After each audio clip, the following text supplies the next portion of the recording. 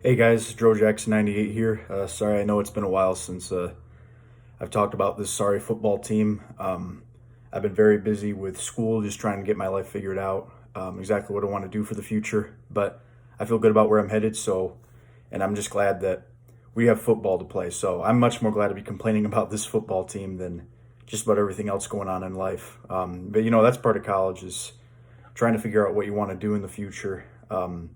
Figuring out how you want to spend the rest of your life because I hope I live 80 more years, so I want to make the right choices anyway. To get off of that, this team is miserable. I mean, it doesn't take a genius to see that, but I really want to know like what exactly is the main problem. uh, we know that Patricia is not the best coach because the record just says it. I mean, he's won 9 games in 3 years, 9-24-1. That's unacceptable. But I want to take a look at a different angle that no one's really talking about. I'm hearing a lot of people talk about the talent level on this defense. Here's the thing. I do think this defense does have some talent. And watching this game last weekend, I thought this defensive line was absolutely terrible, but they actually did not do a terrible job watching this game. Now, them not putting Orquara in the game, or the third round pick from Notre Dame, I don't get that, but I mean, it is what it is. It's spilled milk at this point. But here's the thing. I don't claim to be a defensive genius, but it's pretty easy to tell when guys just aren't ready to play or just are not good enough flat out. And it really shows you how disappointing Bob Quinn's draft picks have been. It's a combination of, a lot of guys there's some guys out there that are good, and then there's a lot of guys out there that just shouldn't be on the field, shouldn't be playing football. And if you think I'm going to say Jeff Okudah, no, not yet. I mean, that first game was terrible. Don't get me wrong. And, I'm not 100% sold on him, but I don't think it's fair to call him a bust after one game, despite how disgustingly bad he was. I mean, I get it. We haven't had a preseason. There hasn't been a lot going on, but I need to see some progress this year because that was just unacceptable. But really, as I'm going to show you in the film for a few minutes, really just take a look at some of the big plays in this game. It's really some disturbing stuff. Just how bad some players on this defense are. And yeah, I'm going to call guys out. You know what? These guys make millions of dollars. Some of these guys are veterans that I'm going to call out, but they shouldn't be on the NFL field. It's embarrassing. I mean, this defense is embarrassing. It's one of the worst in the league with a defensive coach. And part of that is the scheme, and part of it is these guys that just shouldn't be out here. So let me show you some of the big plays from this Packers game that should really tell you just how bad things are. All right, now I want you to watch the very first play that the Packers ran on offense. We're up 7-0, so they line up mostly in a bunch formation, no guys out wide, so everyone's in tight, right? And I was talking about guys that just flat out don't belong on the field. This is a perfect example right here. This guy right here, he was our first round draft pick 4 years ago. We took him over Reuben Foster.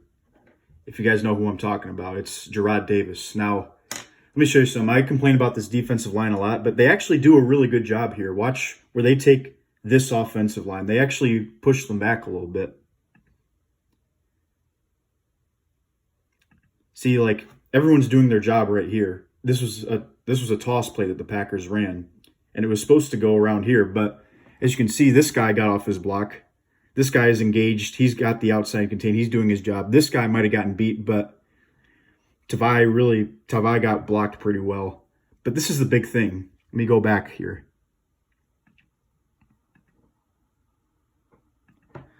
Watch Jarrad Davis. Where do you think his gap is? Or we'll just watch his footwork, how bad it is. Actually, excuse me, I think this is Davis right here. One of the two. So you would assume this would be his gap, right? But instead, he over-pursues the play, over-pursues the ball carrier when this guy right here is supposed to be pursuing it. Like, there's no excuse for this for a bunch of linebackers that have been playing for a while, just not knowing where the hell they're supposed to go. And look what happens with this play. Big hole. No backside containment. And just look at Davis. Come on, man. You got to make a better tackle attempt than that. I mean, I believe this is him right here. Look at him. There's no gap integrity whatsoever. I don't know if that's a problem with Patricia or a problem with Davis, but I can tell you this much. If you're even a high school football player, you know that there is no excuse for over pursuing a play as a veteran. As a senior in high school, you shouldn't be doing it. And for NFL players to be out here doing it, it's absolutely unacceptable. And it just goes to show you it's another Quinn draft pick that's a bust. And honestly, he doesn't look like he's received good coaching at all. He's making plays like that. So that's a huge problem. And then here's another issue I have with, guess who I'm going to pick on again, the exact same player, Davis.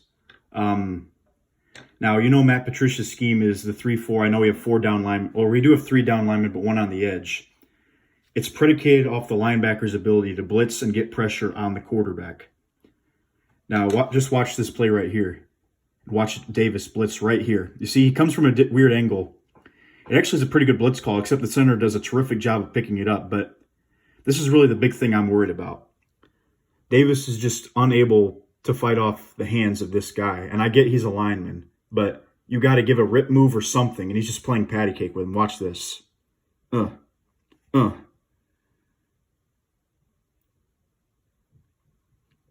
Like, I don't know about you, but that is not how you get off a block. Especially if you're a linebacker facing NFL linemen, that's just flat out not going to work. I mean, this is unacceptable.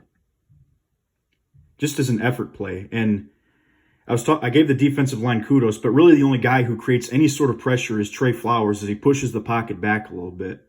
You can't have this right here. And I mean, those tackles aren't really supposed to be the biggest pass rushers, at least not these nose tackles. They're supposed to eat up space, and not in a bad way. I mean, like, they're supposed to not give up gaping holes for the running back. So they're actually doing an okay job here. Davis, though, your job is to get off these blocks, hit the gap hard, and come after this quarterback. And really, does this look like a first-round pick to you? I see a huge lack of speed. As you can see, Rodgers, is an old man, has decent speed. I guarantee you if that was Devin Bush or Devin White running after him, he would have been tackled for a gain of about 2. Instead, it's a 6 or 7 yard gain. Just another perfect example of a guy that just isn't playing very well, and honestly has never played well. I don't get why he's gotten second chance after second chance, and I'm about to go really hard on this next play. If you all turned on the game a funny story. I was actually upstairs talking to my dad during halftime, because he's all the way up in Michigan and I'm here in Virginia. So I was talking to him during halftime, and then I was like, all right, well, the half is over. Now I got to come back downstairs, and I hear the Packers score. So I didn't see this play at first, but now that I watch it, it's absolutely disgusting. First off, I've been going hard on Jarrad Davis, and I'm about to do it again, but I just got to say something about this alignment. This is an issue with coaching. I got a question. Why do you have 2-3 techniques here? So you don't have, what I mean by that is if you play between the guard and the center, that's a 1 technique. Usually that's to stop the run right up the middle. These guys are both playing 3 techniques. And when you have 2 guys right here that are not the best at getting off of blocks, it's a recipe for absolute disaster. So I don't know what the hell Matt Patricia or the defensive coordinator is thinking here, but it's about to be a disaster. But you would think you'd have a 2-on-1 right here. But watch Davis here. Watch him look like he has no idea what he's doing. Now, actually, that's a great job filling that gap up. He does a great job pushing this center back. But here's the only issue I have. At the same time, he engages the blocker, but he makes no effort whatsoever to get off the block. And this guy right here, I don't know what the heck you're doing. You can see exactly where the hole is. If anything, I'm rewatching this play. Davis actually kind of did do his job here in a way. If his job was to stuff the center, he actually did a great job. This guy right here, I don't know who he is, but this is terrible, man. I mean, come on. You got to be able to see this hole as an NFL linebacker. And also if you're Davis too, there's nobody in the middle. And expecting Davis to do this is a pretty tall task, so I guess I won't go as hard on him as the other plays. But here's what I don't like about Davis on this play. Notice how he doesn't even even try to get off the block. He just tries to push him back. He almost ran in there like he's a bull. Oh, a little bit too far back. Ran in there like he was a bull.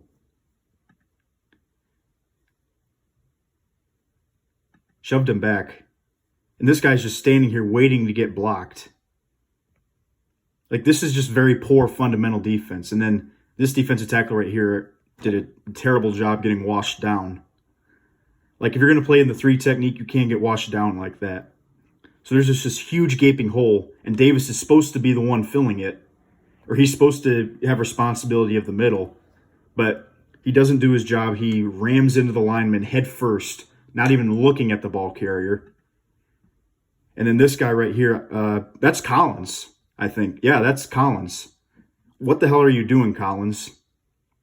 Like, you know that Davis is going up over the middle. You know both guys are in a 3 technique. You got to do your job and fill in that gap. So that's just a really poor job. And then obviously, Aaron Jones, once he gets in full speed, it's going to be a nightmare. So I'm not 100% sure if that was Collins actually, but it just goes to show you something. It goes to show you these guys do not belong on the field. It's just that clear. I mean, Davis is a 4th-year linebacker, and he doesn't keep his head up. He doesn't, use his arms to fight off blockers.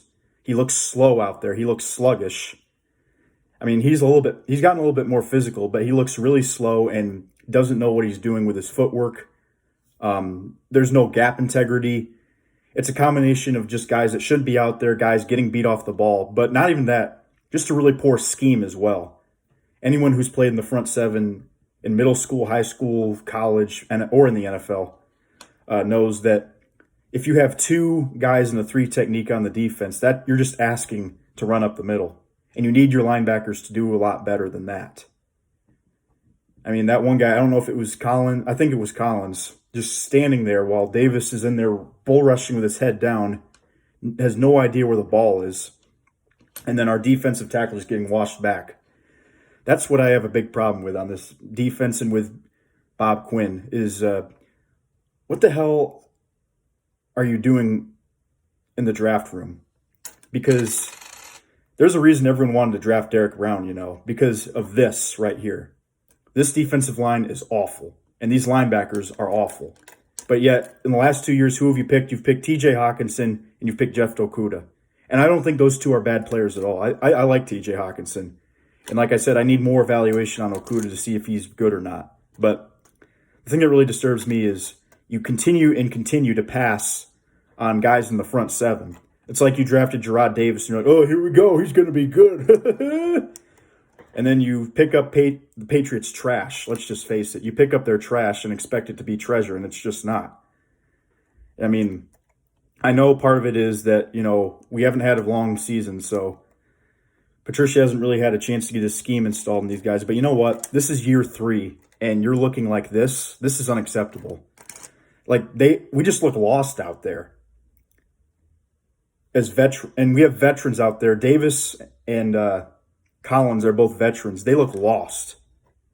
Like, say what you want about Tavai. Like, he probably looks like the best linebacker out there. And I just showed you him getting washed down by a tight end on one play. So, I mean, the fact is we've continued to pass on draft picks in the front 7, pick up the Patriots' trash and expect it to be great. Trey Flowers is not a bad player. I like Trey Flowers, but I don't think we should have paid that much money for him to get, 7.5 sacks a year, which isn't bad. That's good. But I don't think it's anywhere near Pro Bowl worthy. So essentially what we have on defense is one good player and maybe a couple others that might make rosters for other teams and a couple guys that just shouldn't be playing in the NFL, just straight up. It's not even that Davis doesn't have the physicality or the desire. I just don't think he has the coordination. He doesn't have the footwork. Doesn't have the speed, really. Like, he struggled in coverage the past few years, and it's shown why. Look at that play against Rodgers. Just lollygagging around, and then all of a sudden when Rodgers takes off, he puffs and puffs after him after Rodgers gets 6 yards as a 37-year-old quarterback. I mean, this is unacceptable. But I'm not going to get too mad at these guys because this is Bob Quinn. Bob Quinn, this is your job. It is your job to make sure you're putting the best team on the field. But I've talked about this before. Accountability is a huge problem in this organization. The Ford family does not hold Quinn Tricia accountable because, they fired a 9-7 coach who was, I'm not going to sit here and lie to you. I wanted him gone too. And I'm not going to sit here and say that getting rid of him and then hiring Patricia was the wrong move. The problem is you've stuck with this. And it was a controversial move, but you've stuck with this despite the fact that we've seen that Quinn's draft picks have not panned out other than Kenny Galladay. Like, he's the only Pro Bowler you've picked. Let's see. You look at a first-round linebacker, probably not going to start an NFL team next year. There's a lot of guys in this defense that just flat out aren't going to start on any team.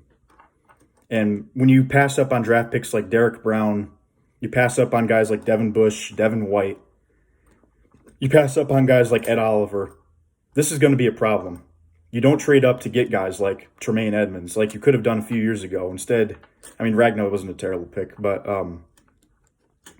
the fact is this guy just flat out isn't good enough. And the truth is he got lucky being a part of the staff that happened to draft Tom Brady. But otherwise, the Patriots have missed out on a lot of picks. They've gotten fortunate because they have one of the best coaches ever. But I got to say this about Patricia. As I've gone hard on everybody. I've gone hard on the players, the GM, and now it's the coach's turn. Like, just this last play right here, Patricia. What the hell are you doing? Any halfway decent defensive coordinator knows that you shouldn't be lining up with two guys in a 3 technique. That is stupid. You're putting your linebacker, like as bad as your linebackers are, you're making them look even worse by putting them in situations to fail. If you expect a couple linebackers to, or Gerard Davis to push back a center, which he actually did, then you're just a fool. Like, we actually got lucky that he did a decent job on the center, but then, you know what? There's such a huge hole up the middle, it doesn't fucking matter. And by the way, I think it's very well worth swearing on these videos because this team has really pissed me off. Because they do not do what it takes to be great. They don't take risks. Instead, they do what's comfortable for them. They go with the narrative. That's why they didn't hire Andy Reid back in 2013. That's why they didn't draft Aaron Donald. That's why they didn't negotiate with Ndamukong Suh and try to re-sign him. I could go on and on and on. This organization continues to stay in their comfort zone. They don't try to go outside their comfort zone. You notice how many trades they've made in the first round? Ever? Because I can't think of any. I can't think of any time they ever traded up or traded back. And you know what? In this draft, too, you could have traded up and then, you could have possibly drafted Chase Okuda and then a bunch of other guys after that, too. And then or you could have drafted Simmons, who the Giants got. Just continually being vanilla. And then you hire a really vanilla hire, just a guy who happened to be on the Patriots staff. A guy who wasn't really heavily pursued by other teams. The fact is, this is a mess on the field. This is a result of just vanilla hirings, just lazy research. This organization is a piece of garbage. And it's not fair to these fans. And really, it's not fair to some of these players either, because I know they make millions of dollars, and I'm not going to sit here and say, boo-hoo, I feel bad for you, but we're putting them in positions to fail because our coaching staff is just atrocious. And Quinn just continues to hit duds both in free agency and in the draft. I don't get how you can keep either one of these guys. These guys are both terrible at their job. So Sheila Ford, I hope you're listening to this video. You need to do something. It's just frustrating they're not a football family, because anyone with their own two eyes who has played even a little bit of football can see this is not how you run a front seven. This is pathetic. Something's got to change, man. I think we got to blow it all up, clean up this roster, especially the defense, and just start this whole thing over. We have wasted Matt Stafford's career here. It's unacceptable. We did the same exact even with Calvin Johnson, we wasted his career. But you know what? We actually put talent on the field. Sure, Mayhew made some stupid moves, but he looks a lot better than Bob Quinn, and that's saying something. That's sad. Because Mayhew made some huge mistakes. Ebron over Donald was a huge, huge mistake. But Quinn just keeps doing it every single year. I would say none of his draft classes have been, like, think about it. Like, which one of his draft classes, of his 4 draft classes or 5, whatever they are, which of them do you think have been a top 15 in the NFL? At best, one of them might have been 15, you know. I'm trying to think. Like, the one with Tracy Walker seemed like a pretty good one. When we took Ragnow, we took Carrion. That one was okay. That might have been 16 or 17. And even that might be generous. Other than that, like, the only good pick in this class I'm seeing is Jonah Jackson. That's about it. I mean, this is unacceptable. You know, and I feel like I'm not saying anything that people don't know, but I'm trying to show you exactly the problem that I have. That, you know, it's more than just that they're giving up a bunch of points, it's how they're doing it. It's the fact that they don't line up correctly. They don't look like they know what they're doing. They're not good enough to do their job. These are just a bunch of guys just unqualified to do this, and that's why you don't run an NFL team like a fraternity. That's why you don't hire your buddies. You hire who will do the job the best. 9-7 isn't good enough in my ass. I'd be thrilled with 9-7 right now. But actually, I'd be more thrilled with. See, last year I was like, all right, we're going to get a good draft pick at least. But Quinn has shown he can't draft, so it won't make a difference. The only thing we have to look forward to is that these guys get fired and Sheila Ford like actually happens to find somebody that is a good GM. And Rod Wood, or whoever our team president is, I forget his name, is terrible too. The whole department is just a shit show. And it shows this is the worst team in the league and the worst defense. And it goes beyond Matt Stafford. The fact is, we're this bad with him. You saw how bad we were without him. It's going to be a rough few years. All right, well, I'm just really glad to be back on the show. I'm really glad to be talking to you all again and wearing this Detroit Lions hat. Just talking about football is great. I know we're all frustrated with how the season's going, but I think we all can agree we need football. We need something to distract us from all the stuff going on in the world, especially in an election year. You know, with how divided everything has been. It feels good that we all can just sit back and talk about how crappy our team is. So I want to thank you guys for listening. I'd like to continue to make these videos more consistently. Thank you all. Take care.